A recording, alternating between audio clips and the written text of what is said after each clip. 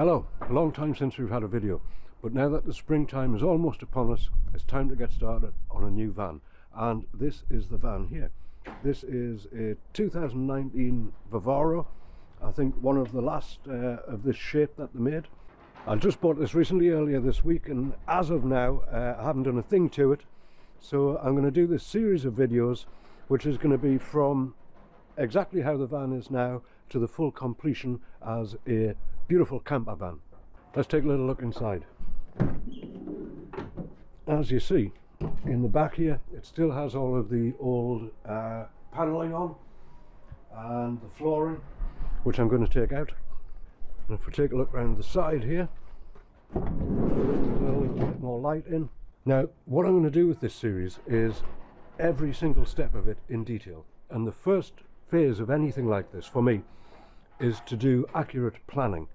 So I'm going to start by measuring this van, get the exact measurements, and then I'm going to do a hand-drawn plan which will give me some idea of estimate where everything goes, how much stuff to order and all of that. So first things first, measure the van. Of course you can just get the measurements online, but I've looked at a few of them and they're quite different to each other. So the best bet is just use a tape measure and get the exact dimensions. And here, if it's light enough, we can see that this one, from the bulkhead to the back door, is 290.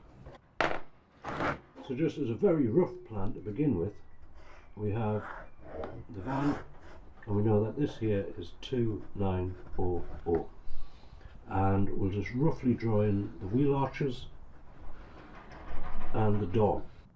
And the width there from wall to wall is 166. So that's 1660. To get the wheel arch measurements, I'm going to have to take these boxes off. So I will do that now. And these will normally come off. They've normally just got a couple of screws through into the wheel arch itself.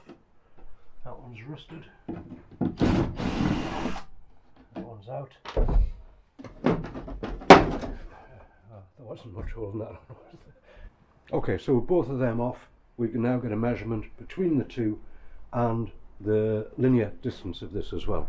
So between the wheel arches we have 126.5. So that is 1265, and from the edge to here is 35.5.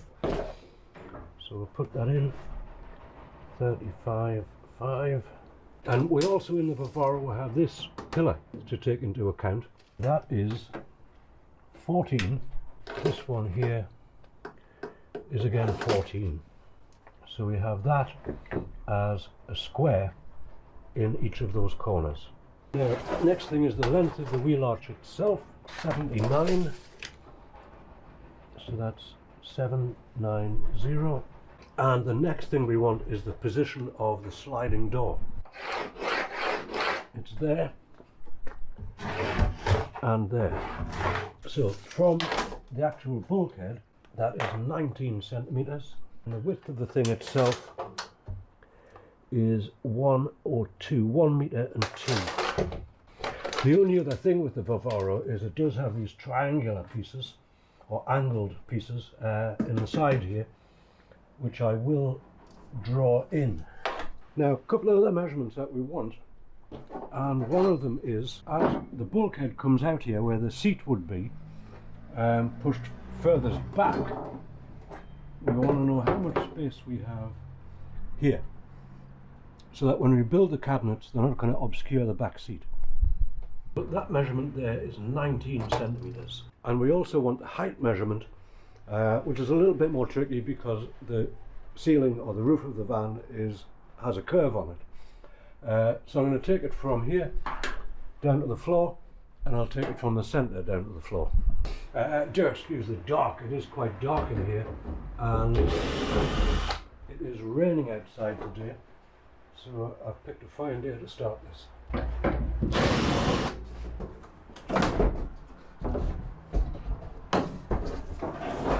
And that height from the floor is, I'm going to say it's 68 and we have a 9mm board on the floor, so 69. Now that there's good enough to get started with. I will transfer it onto a proper drawing board and draw it out to scale and accurately. Okay, so to make a plan for this van, I have all of my drawing equipment here. I'm going to obviously do this by hand. The first drawing I'm going to do is from a plan view, so it's looking from above. And this I'm going to do a simple 1 to 10 scale. So from our rough drawing from the van, we've got 290 here.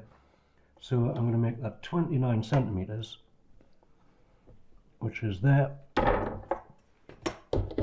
And we can draw that line up.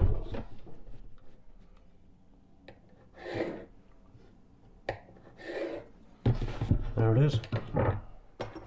And it's 166 up this way, so that is 16.6 to there. Now I'm just going to continue transferring the measurements from this original sheet onto here until we've got that all done, and then we'll look at the next stage of this. Okay, now I've drawn in the major dimensions, so we have something to work with. The next thing I want to do is get the dimensions of the components which are going in here. The fridge is of a specific dimension, that will be important. And we're going to put a rock and roll bed in here, and I know what dimensions that's going to be. So when I draw that in, that will allow me to estimate how wide these cabinets can be and exactly where the fridge needs to be placed to allow the bed to open properly. Okay, so now that we have the bed measurements in properly, what I've done over here is I've made a little square of paper, or a rectangle of paper, the same dimensions as the fridge, because I know which fridge I'm going to get for this van, and also for the battery. I'm going to put the battery box here. Obviously the fridge will best go here, and then once we've got them in, we can see how the rest of this bench structure will fit together. Okay, so after a little bit of fiddling about, we have the fridge section here, we have the battery box. After that, we will have a cupboard underneath the sink. We'll have 3 drawers here in this section. This will be a small locker, and then we have a tall cupboard which will go right up to the ceiling towards the back of the van.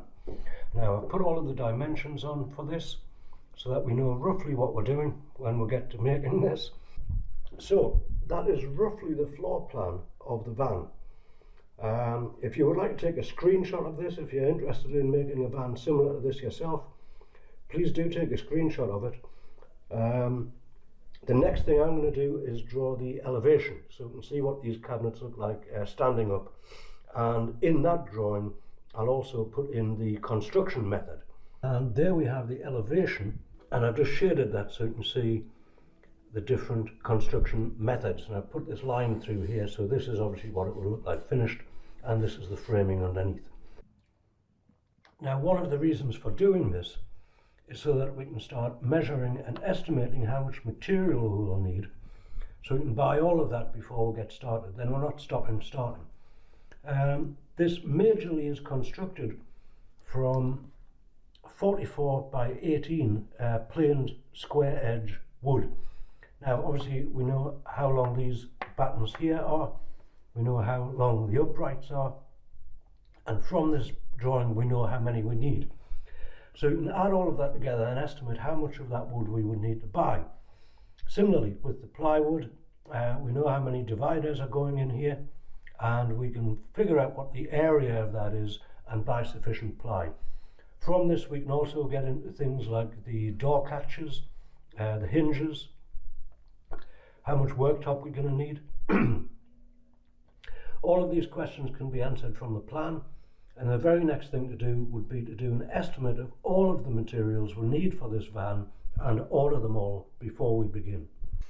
So with the plans completed, I have now put together a spreadsheet listing all of the materials that we'll need to make this van. Now this is quite a list of stuff, and we've got everything in here from the windows. On this van I'm going to put a window on either side, one on the sliding door and one opposite. I'm going to put 2 in the back doors. We'll need things like some Sikaflex. For the kitchen, I'm putting in the SMEV complete unit, and I bought that as a kit. And then really we've gone through all the rest of the materials, the insulation for the floor, the new subfloor, the vinyl lining for the floor, screws, angle trim, everything that we'll need for the electrics, which is quite a bit of stuff. Then we have the insulation and lining, and we have the wood which we'll need for the carcassing and making the furniture. And last but not least, we'll have the rock and roll bed, and we'll need the foam cut to size for that, and we'll need some fabric to cover it with also. So that in itself is quite a bit of work putting all that together, but it's best done like this, I find, because we know now exactly everything we need to build this. And if we order all of that first, then once we start the van, we can just motor on with it. We don't have to wait for stuff to arrive or not have the right stuff or something like that. It takes a little while, as I say, to consider which windows would you like. Do you need a roof vent in there? You're going to put a solar panel on. All of these decisions need to be made, and then the materials bought. That's the list there. And what I also like to do, just to keep myself on track, is make a rough sort of work schedule so that we know in sequence what we're going to be doing with the van. Obviously the first thing is to strip everything out, take the existing ply out, etc. Then we'll do the swivel seat, because we'll have plenty of room to do that with nothing in the van. Subfloor, windows, solar panel, first fix electrics, insulation, carpeting, ceiling, making the furniture, finishing off the electrics, etc., etc. And I like to do this sort of thing because making a van like this is a fairly complex activity, and I find the more organised I am with it, the easier it all goes.